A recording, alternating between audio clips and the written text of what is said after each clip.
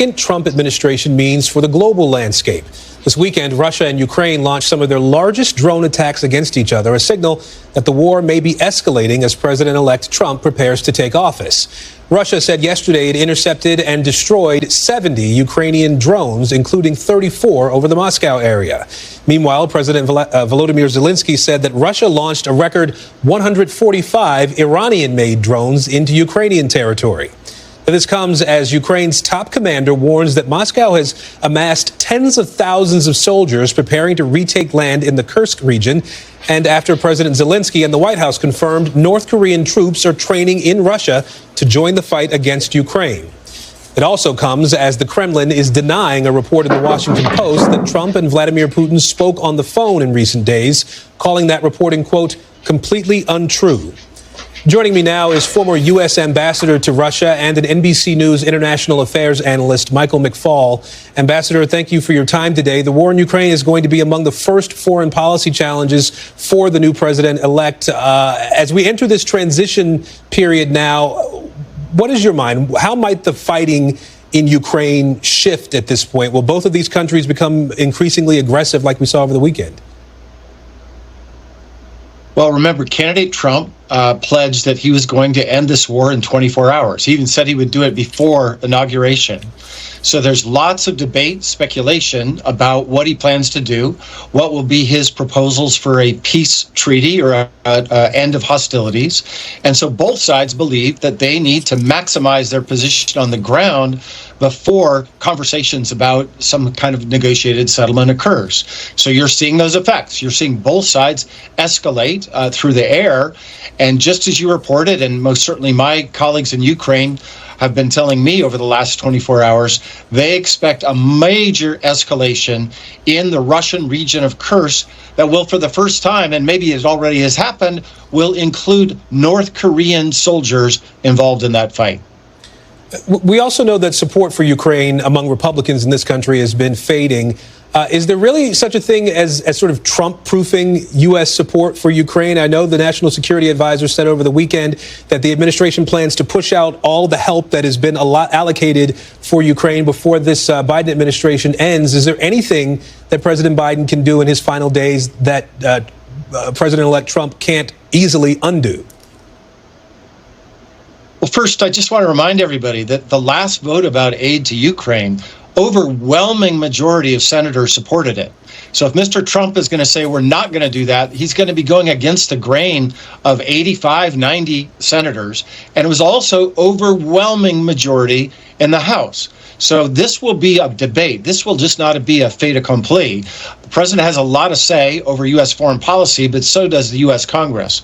But second, to your point, yes, the Biden administration is trying to get out the remaining pieces of that aid to Ukraine before January 20th. That's the right thing to do. European leaders are meeting to talk about what they might do, including even there's speculation about there might be a new alliance with Ukraine, with some Baltic states and Poland.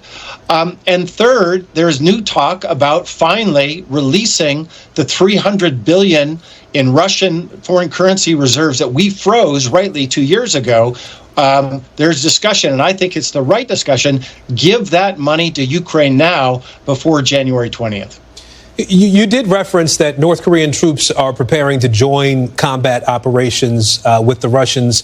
What does North Korea get out of sending their soldiers to fight this war alongside the Russians? Well, we don't know for sure. But I can guarantee you Kim Jong-un is not sending these soldiers to Russia. This is a major, major decision he's making for nothing. I suspect he thinks that he will get advanced technologies to enhance his weapon systems, primarily his rocket systems, on which he can put nuclear weapons. And I think that is a very dangerous development. And I hope President Trump, because he has a relationship with Putin and he has a relationship with Kim Jong-un, will do all in his power to stop that technology transfer. That is deeply destabilizing, especially for our allies in South Korea, but I would say for all of Asia. And we do have this reporting today from the Washington Post that Trump and Putin spoke by phone. NBC News has not been able to confirm that reporting, and the Trump campaign isn't commenting on any conversations that Trump has had with other world leaders whether they happened or not. The Kremlin is calling this reporting false information, Ambassador. What do you think is going on here, knowing that Trump isn't always using sort of the normal diplomatic channels of communication? This is kooky. I can't think of a better word. Like, we should be able to know whether the president of Russia and the president-elect of the United States of America talked or not. That should be a verifiable fact. That should not be this mystery that we are in right now. And Mr. Peskov, somebody I used to work with when I was ambassador, he's not constrained by the truth. Let's be clear about that. But I read his statement over and over. He seems pretty unequivocal. But I also know those Washington Post reporters, those are very good reporters. And so this is strange to me. I wonder, is somebody leaking something they overheard and was wrong? But we can do better than this. President-elect Trump should talk to world leaders. That's normal during transitions. But then he should put out statements about who he talked to. That's also normal. The American people have a right to know who he's speaking to, and the Biden administration has a right to know who he's speaking to because they are still in charge of American national security, at least until January 20th. All right, Ambassador McFaul, thank you so much. We appreciate your time. Thank you. Well, it's not just the war in Ukraine that will be top of mind for President-elect Trump and his foreign policy agenda when he returns to the White House. Even as the presidential transition process is underway, the U.S. is continuing to look for a diplomatic solution to end the conflict in the Middle East. Next hour, Secretary Anthony Blinken will host Israeli Prime Minister Netanyahu's top advisor, Ron Dermer, at the State Department. And late last week, on his last day in office, Israel's now ousted defense minister met with hostage families, telling them there is no military reason for Israel to remain in Gaza and that he could not explain Netanyahu's refusal to reach a ceasefire deal. In another sign of a potential deteriorating diplomatic path forward, officials in Qatar announcing over the weekend they are ending the mediation effort between Israel and Hamas and warned Hamas's political bureau that it was no longer welcome in the country. Joining me now from Riyadh, Saudi Arabia, NBC News chief international correspondent Keir Simmons.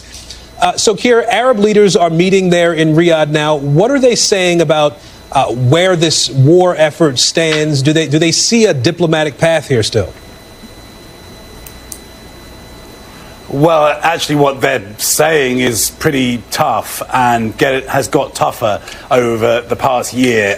They put out a list tonight of demands, if you like, including condemnation of Israel, support for the International Criminal Court's actions against Israel, even calling for reparations and relating to both Gaza and Lebanon. Whatever you think of that, and clearly there will be critics who will say, despite the fact that this is 80 countries, Arab and Islamic countries, that it's wrong.